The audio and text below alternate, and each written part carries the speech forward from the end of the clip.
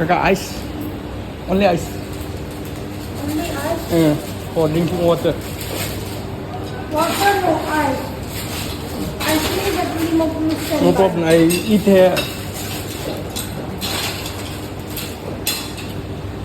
এই কি অবস্থা সবার, আশা করি সবাই ভালো আছে। তো আজকে অনেকদিন যাবত ভিডিও দিই না, তো আজকে চিন্তা করলাম বাসায় যেহেতু আগে এসে এখন নাস্তা করতে যাবো, তো একটু ভিডিও করি। তো মালয়েশিয়া চলতে আসছে ইন্ডিপেন্ডেন্ট ডে, তো সব জায়গায় পতাকা, মালয়েশিয়ান পতাকা। আর আমি এখন যে জায়গায় আছি এই জায়গাটা হচ্ছে যে Malaysia Kuala Lumpur Bukit Bintang Jalan Bedara. আর হ্যাঁ, যারা যারা ভিডিও দেখেন যদি সবাই একটু কমেন্ট করেন বা লাইক কমেন্ট দেন, আমার ভিডিও করতে আগ্রহ লাগে, ভালো লাগে।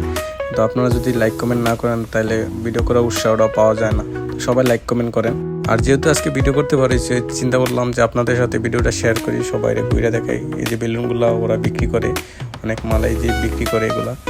মাঝে মাঝে বাঙালিও বিক্রি করতো, কিছুদিন আগে ইমিগ্রেশনের রেট দিয়ে সব ধরে নিয়ে গেছে। আর এই জায়গাটা হচ্ছে যে 4 রাস্তার মোড়, এটার মধ্যে প্রচুর ভিড় থাকে। এই সিগন্যাল পড়লে অনেক মানুষ, চারিদিকে মানুষ, শুধু এই জায়গাটার মধ্যে ছবি তোলার জন্য অনেক ভিড় হয়।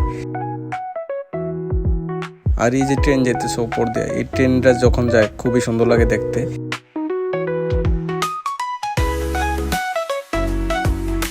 আর এই জায়গাটা হচ্ছে যে বুকিত বিন্তাং লিমাপুলুর মেইন জায়গা। যারা মালয়েশিয়া থাকেন তারাই জানেন যে লিমাপুলু মানে কি। এই যে সামনে গিয়ে দেখলাম যে ট্রাকে করে ফুড বিক্রি করতেছে, কলা আছে, পেয়ারা আছে, বাংলাদেশের সকল জাতীয় ফ্রুট আছে, পাশাপাশি মালাই ফ্রুট আছে।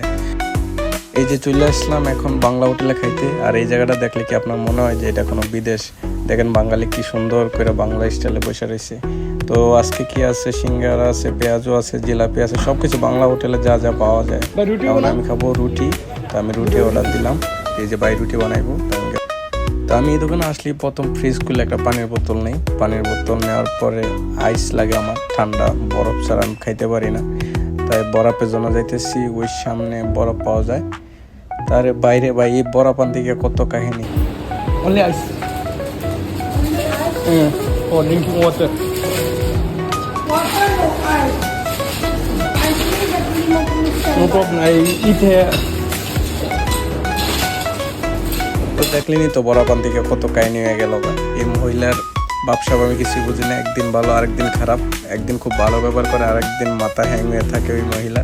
এই যে গরম গরম পরোটা, পুরো বাংলাদেশি স্বাদ। তো সবাই ভালো থাকবেন, ধন্যবাদ। ভিডিওটা সবাই শেয়ার করবেন। আসসালামু আলাইকুম।